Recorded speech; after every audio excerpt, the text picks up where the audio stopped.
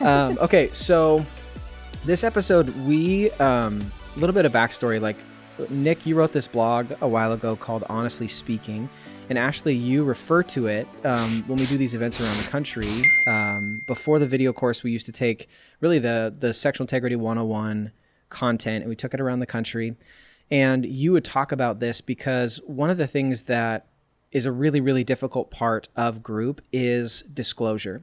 And there's this tension between, if I haven't given a full disclosure, am I still honest about relapses or what recovery is looking like in group? And so this is a really tough situation and tends to be there's just a lot of tension, usually because there's a ton of trauma and a ton of experience wrapped up into this conversation. And so we kind of wanted to unpack that idea. What's the difference between honesty and disclosure? And Nick, in your blog, I'll put the first question to you, Nick. You talk about 3 different levels, if you will. It's spewing, honesty, and full disclosure. Can you kind of describe what each of those are? Yeah, unfortunately, most of us are probably most familiar with the concept of spewing, or what we've also called emotional vomiting. And that happens in a couple of scenarios where one, the person gets caught with material, somehow their behavior comes to light, or the guilt, shame factor in their life gets to the point they're like, I can't really hold this anymore. And they go to the spouse, or in case they've been caught, the spouse comes to them. And there's like this, here's what I've been doing, I'm sorry, and just blah, just whatever comes to mind. And the spouse maybe asks the question of, well, what else has been happening?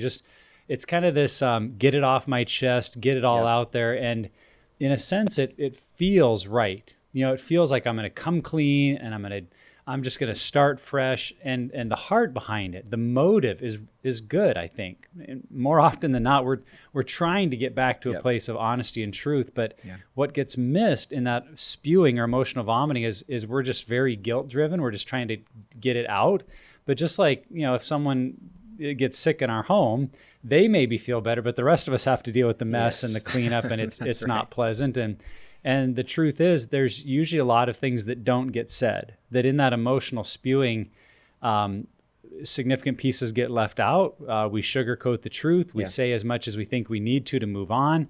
And long term, that really isn't going to build health into a relationship. And so what we're looking at is to create both honesty and at some point a full disclosure. So to define the difference between those two, the full disclosure would be a time where both spouses could sit down, and the one who has struggled or battled this addiction could go through a very fact-based, detailed to an appropriate level, non-emotional history of their sexual acting out, at least for the time frame the couple has known each other. And we have found in a lot of cases really to go through their whole life, because for the spouse who's hearing all this, it actually can be very, very helpful to hear some of the roots of it from childhood and where kind of the pieces they weren't around for. But that full disclosure is truly what creates, now we're at ground zero. Now we've got it all out in the open. Yeah. And that simply cannot happen in an emotional spewing moment, because it takes thoughtfulness, it takes time, it takes a willingness for the person to really engage in that part of their life that they've probably been avoiding. And so that's why there are places we've said that should probably be about 6 months down the road in your process, because now you're healthy enough to acknowledge the truth of what you've been doing, what's been going on. So along the way, it does provoke that question then, well, does that mean I say nothing for 6 months? Yeah.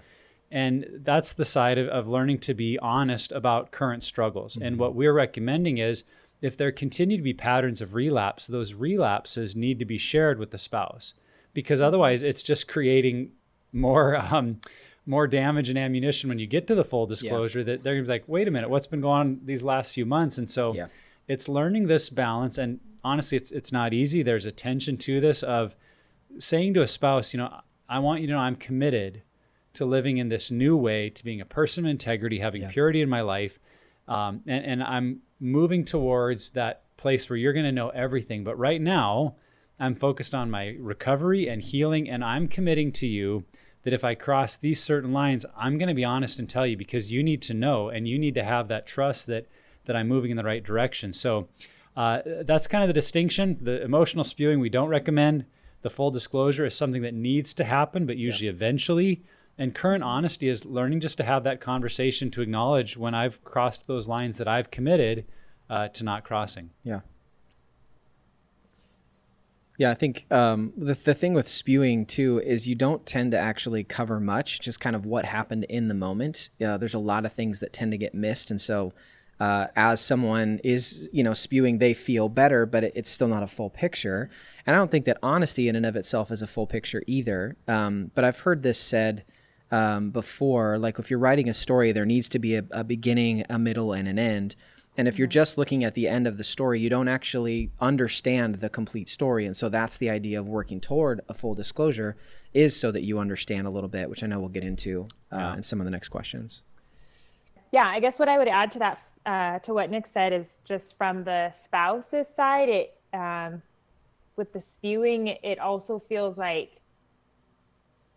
I guess, out of control. Yeah, it's not a controlled, predictable setting. And so when it's out of control like that, and it's random, and there's a lot of emotions involved, then it does just create a sense of chaos. And so that can create a lot of anxiety for the spouse, and it can also make them feel like you don't know when it's going to happen again. And so you're just living in this state of chaos, of, the unpredictability, that it might just happen at any time.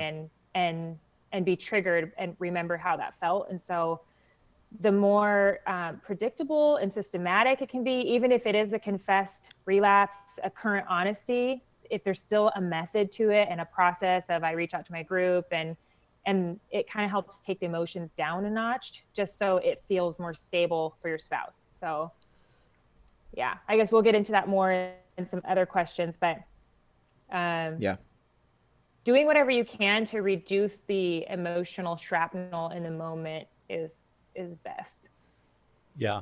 I mean, we want to acknowledge this is going to be hard. It's going to be painful. We want to try to do it in a way that has the highest likelihood of leading to recovery and restoration, and not just becoming this devastating blow that a couple can't recover from.